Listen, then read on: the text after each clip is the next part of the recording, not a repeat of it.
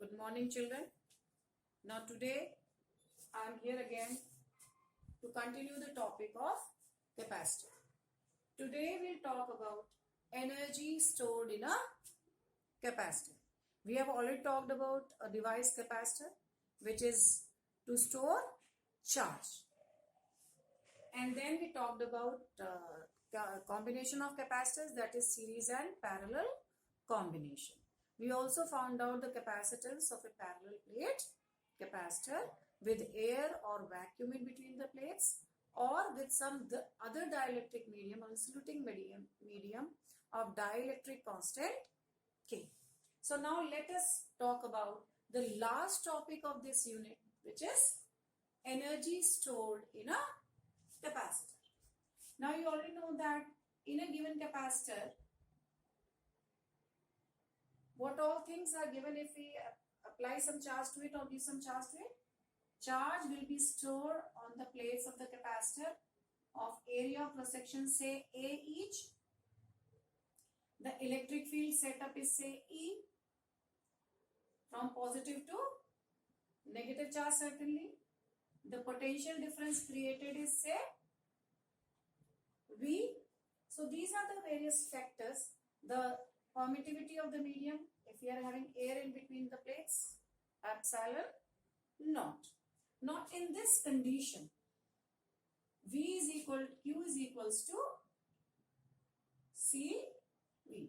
This formula we have already defined. Now when we talk about energy stored, beforehand also I have told you in chapter number 1 also we have done that energy stored is always calculated by finding out the work done. Now where are we doing the work, or where can we do the work?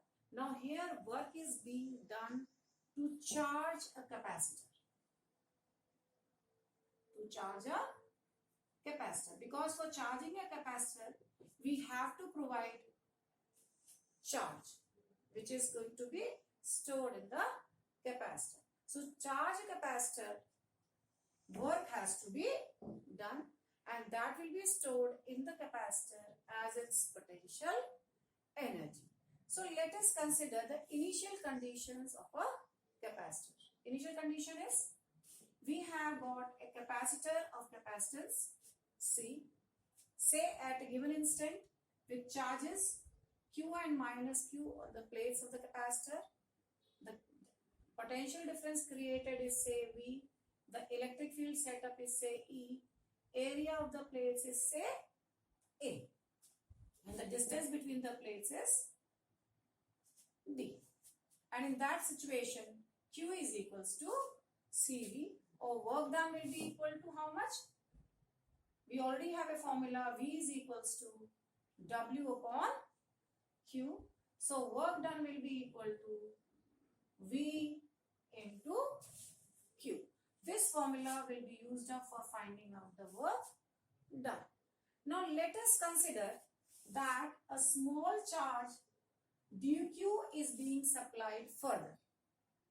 A charge dq. So a charge dq is further supplied to the place of the capacitor, but we'll assume that the potential difference between the two plates is going to remain the same. What we are going to do? We are again going to use the similar formula that for being small work done, whatever small work we do, the original situations remain same. That is, on supplying charge dq to these plates, we'll assume that whatever work was already being done, that is equal to VQ, will going to remain same. So the small work done in giving the charge dq will be equal to V into dq.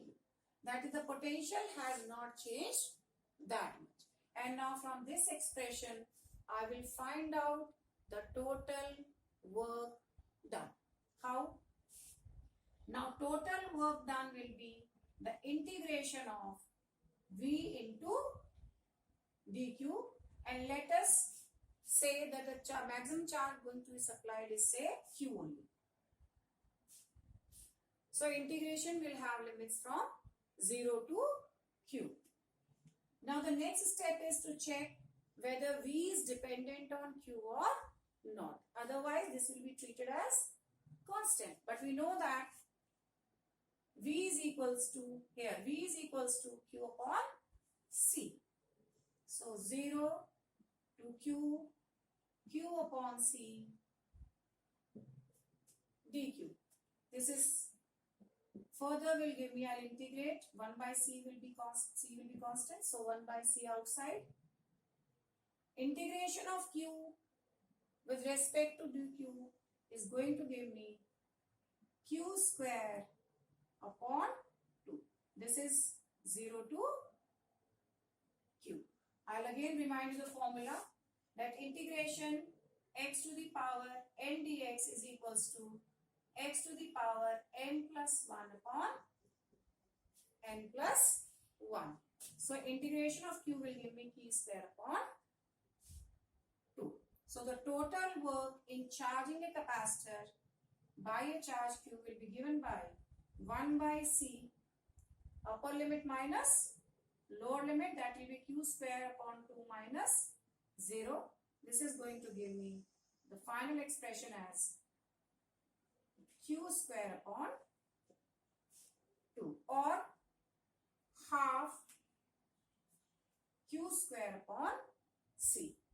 This work done is going to be stored as the potential energy in the plates of the capacitor. So this we can have a different notation of, say, potential energy, that you can take as, say, U. See, here I am not writing energy as such as E, because E here we are taking as electric field. So either you use U or you write the total word potential energy or energy stored, so that it is distinguishable from electric field. In the same manner, the notation of epsilon naught should be very well differentiated from electric field E. So try to make difference between these two things. Now this expression can be taken as, say, equation number 1. This energy stored can also be written in another terms by using the same formula, Q is equals to CV. See, another expression you can write it as U is equals to half. In place of Q, write down CV. So it will be C square V square upon C. This is going to give me half C V square. This is one more expression in which potential energy stored in a capacitor can be expressed. The third expression, again, how will I substitute? Here I had substituted for Q. Now I substitute for C from the same expression. See, I will write it like this. Half Q square, and in place of C, I can write down Q upon V. Q upon V. This is going to give me half Q V.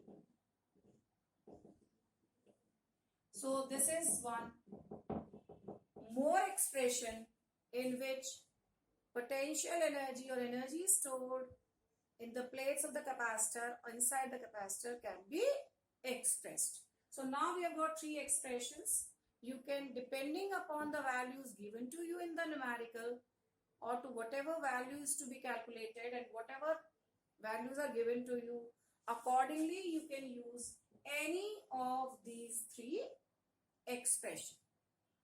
Clear? You can do it mathematically on the piece of paper, and written practice is very, very important. So whatever is being given to you, you shall write it and do practice in written. Videos are available to you permanently. If you don't understand, go through those videos again and again and try to do the work. Now this next topic is, in continuation of this only, is the energy density of of a capacitor.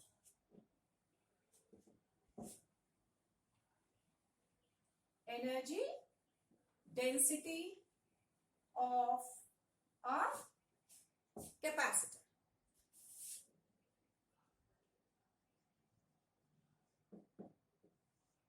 Now, what is energy density of the capacitor? Before finding out a mathematical expression, I must know what it is. So, density is now in a volume. Whenever we define, it is defined per unit volume. So, energy density is energy stored in a capacitor per unit volume.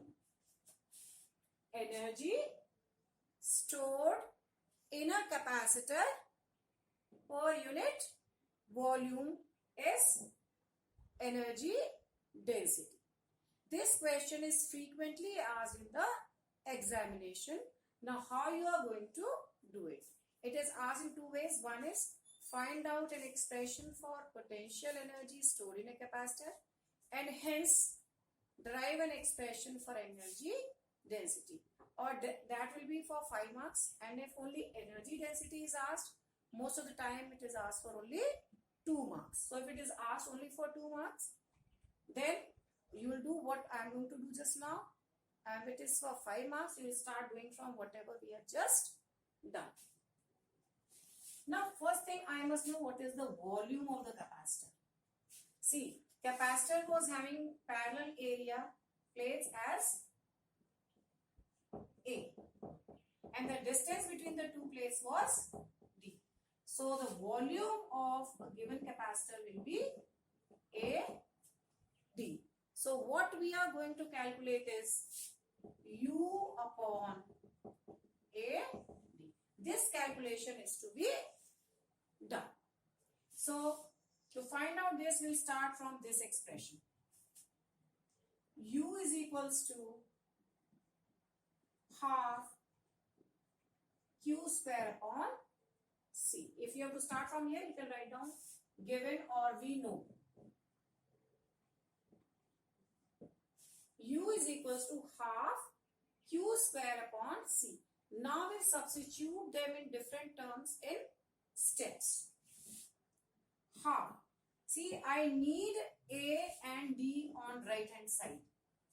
So that I bring it on left hand side here and I get U upon AD.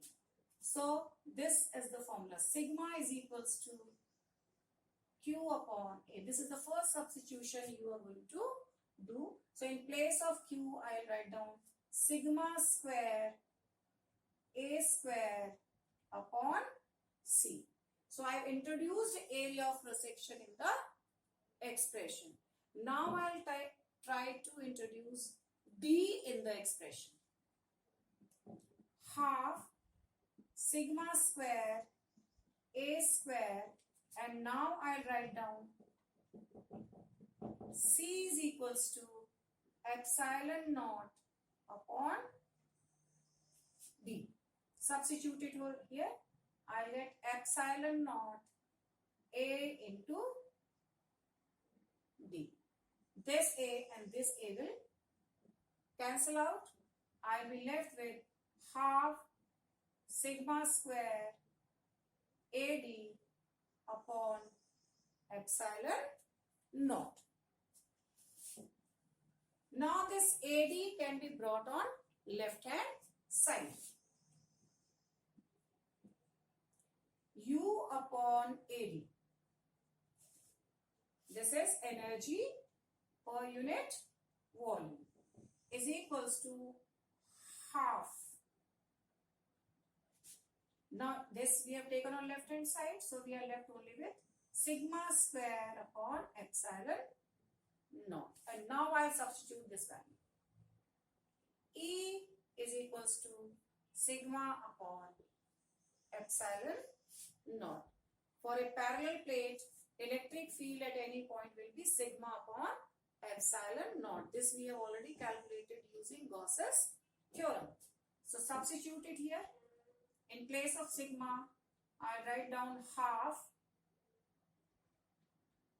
sigma square E square upon epsilon naught, and this is going to give me U upon AD is equals to half epsilon naught E square, and I can write down as energy density is equals to half epsilon naught E square.